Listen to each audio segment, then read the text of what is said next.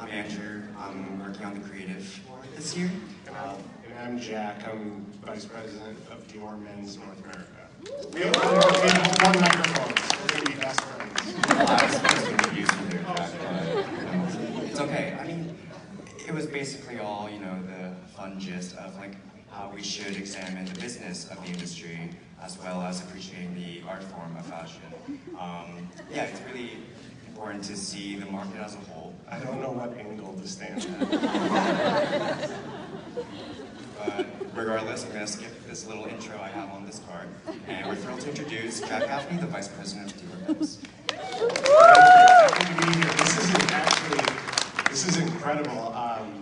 Over, I think 600 people were expected for this. It looks like there's at least that here now. And I must say that the fact that there isn't dedicated curriculum to the art of fashion design and necessarily undergrad business. I hope there's some professors and department heads here taking note with everybody that's interested in this world, because it is absolutely incredible.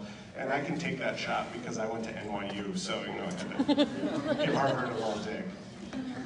Yeah, I'm going to give a little bit of a background. So Jack Gaffeney worked at Ermenegildo Zegna for 11 years, primarily working in retail and wholesale to eventually become the Director of Sales Wholesale in 2013. In 2014, Jack went on to work at Christian Dior Couture, and starting in 2016, he began to serve as the Vice President of Dior. So before we get into specifics, can you just tell us a little? Just to say, I've been in the men's business for 21 years.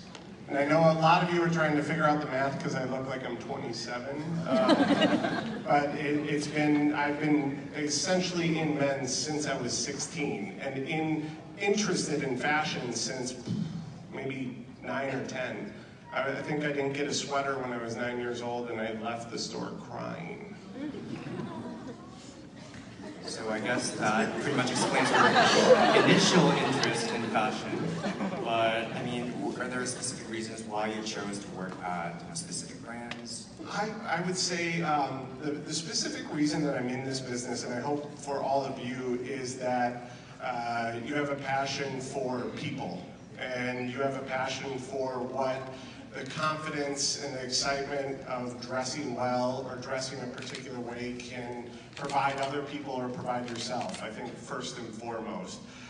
Getting to the question of why I chose the career path I had in the brands, I'll just say joining Dior was a big step in my evolution because I wanted to be part of a creative house. I wanted to have the feeling of understanding why people were walking the runway and having the joy of kind of the unexpected nature of fashion.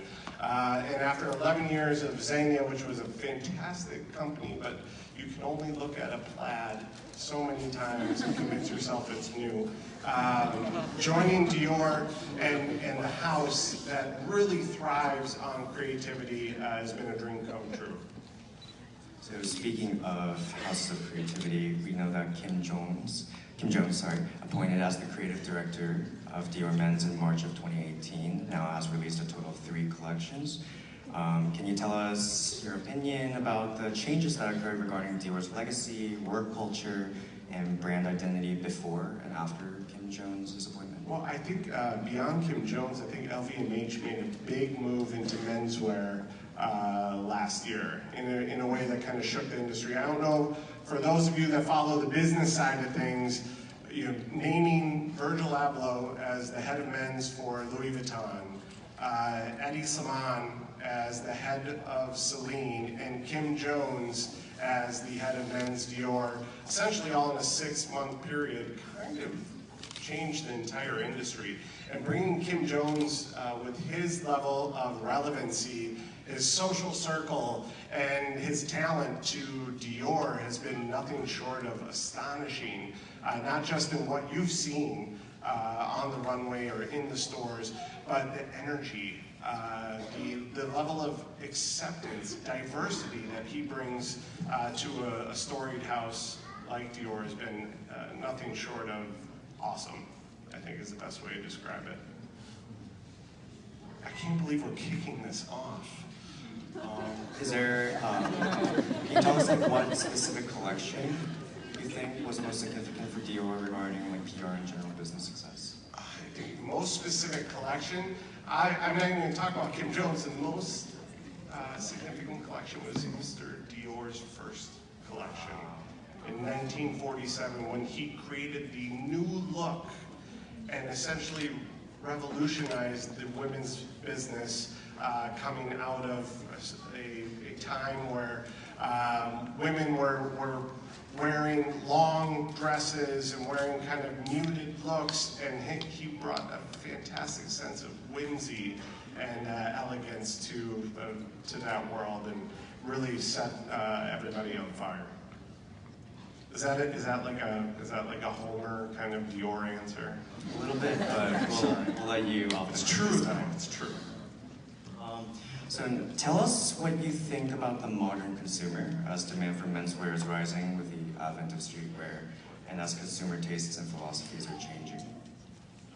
I think the best way to describe it is as a luxury brand, you can remain exclusive, but also be inclusive, if that makes sense. As a brand, we create fantastic product that isn't for everybody. And maybe there's a huge population that isn't even interested in it, but we welcome everybody to come to luxury and to get a little piece of it. And I think that brands across the industry have done a fantastic job of offering a little piece of luxury in a way that essentially allows somebody to come in and get a $150 pair of socks, or maybe a $200 keychain, whereas 30 years ago they wouldn't even walk in the door. So I think the accessibility of it in a very positive way is a fantastic sort of change for the industry. And before wrapping things up, I have one last question for you. I'm sure there are many people in the audience who want to break into the retail or luxury industries, and maybe you could give us some advice. How many people are interested in actually working in this industry one way or another? There's a fair amount of you. I'm going to say something that's going to scare the crap out of all of you. Work in a store. If you had, right? I went to Harvard, I'm not working in a store. Well, I went to NYU and I gave my parents a heart attack when I said, thanks for the education, I'm gonna keep this assistant manager of a Xenia boutique thing going for a while. But I will say, being in a store, working with people, working with clients, working with the product in a hands-on way is really the foundation of what will kind of give you the strength of understanding an industry, understanding a client, and understanding yourself and your own passion when it comes to this business. So if you haven't already, find time, find a store that carries product that you like, and jump in, even if it's for a short amount of time. Thank you so much, and we have a wonderful show ready for you guys.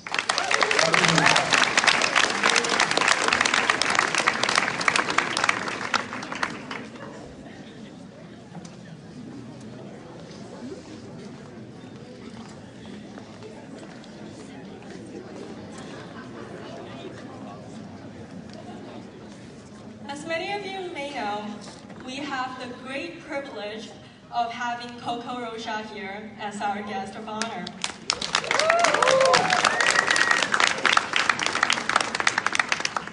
Identities fashion has and continues to be inspired by Coco's creativity, integrity, and impact on the fashion industry over the last 15 years. Coco lived by the truth that success does not need to come at the cost of sacrificing core values of individuality. Using her considerable platform, Coco has claimed her voice as a force for good and was instrumental in the passage of new laws protecting underage models in New York. This year, we're thrilled to present the Leadership in the Arts Awards to Coco Rocha. We now invite the Queen of Pose up to receive her award.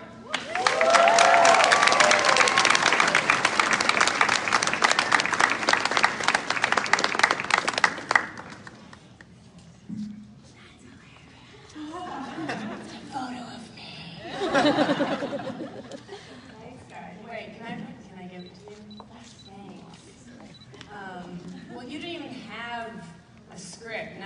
like, this is dumb. But I'm going to try and sound smart for a minute. Because I'm at Harvard. Getting in the word. No, but I'm all seriousness, that's a word. Thank you so much for having me. Yeah, it's hard. I don't know where to look at. I'm going to go here for a minute. And then look at my notes. That'll be really hard. That's not it. Oh, we deleted them. Cool. That's good. Yeah, we did. Okay, well, we're going to go winning. Thank you. Let's see, give me 1 second, because I felt like there was really good stuff there. Why is it done?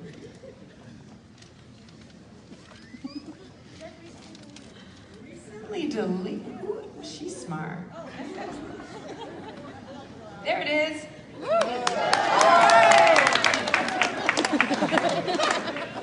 Yeah, my daughter literally smacked her head on her face. She's 4 years old.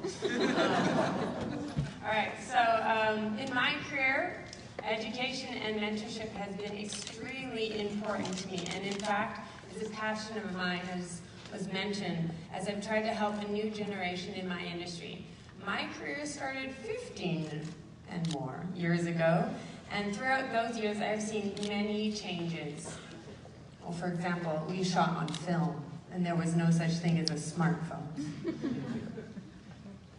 Beyond that, I've tried my very hardest to be part of a change for good. A common misconception about the life of a model is that it's first-class flights and shopping sprees. Someone literally asked, like, so how was your flight here? I'm like, I took a car. In reality, most models start their careers very young, roughly about 14 years old, and have to navigate as an adult in a world that believes them to be adults themselves. At a time where most kids are worried about being popular enough in high school, if they're going to be sitting with the cool kids. For many years, even up until recently, New York, the capital of fashion in America, had very little protection for those thousands of underage models. In fact, Alabama and Alaska had better laws for models than New York did. For example, you could work an underage model. She didn't have to have any protection. She didn't need to be paid or fed. You could work her for 24/7. It didn't matter. There were no laws. Years ago, together with a few other models, we lobbied congressmen and women to close a loophole on child labor laws and protect the next generation of models. And it was not without backlash from certain individuals in position of power. At the same time, I joined a handful of other models speaking out about predatory individuals working at high levels in the fashion industry. We named names in 2010, 2011, but unfortunately, the industry was not ready to accept responsibility. And not only that, but many of the models lost their careers completely. They were blacklisted. I myself struggled to hold on to my own career. In the end, it took another 8 years before the Me Too movement forced the industry to take a long, hard look how they were enabling predators for all those years. A few years into my career, I realized that speaking out, or as they call me, the whistleblower, being a whistleblower would not be enough to enact the kind of change that was necessary. I realized that I was going to have to change my own corner of the industry. A few years ago, I established an agency called Nomad Management, an agency where we were to prioritize the safety and the rights of the models. We have expanded the agency internationally, and I cherish my role as the mentor to an army of models, who I hope won't have to face some of the challenges that myself and others faced early on in our career. Last year, I established another way to educate the next generation in the form of Coco Rocha Model Camp. It's a real thing. Through the camp, I have trained hundreds of models from all over the world, not only how to pose, yada yada, yes, we pose, and walk, but practical help on how to deal with agencies, with predators, with contracts, the laws. A few days ago, I got to bring a little sample of the Coco Rocha model camp here to Harvard. So does that make me like a professor of Harvard? Do I get a plaque for that?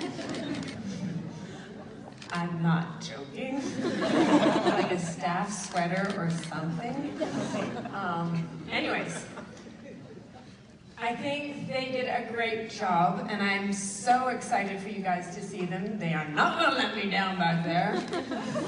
And thank you so much again for having me here. I really, really appreciate it, and continue supporting the art of fashion. And I hope one day you have some classes, and maybe some of you will be changing the laws for fashion. Thank you.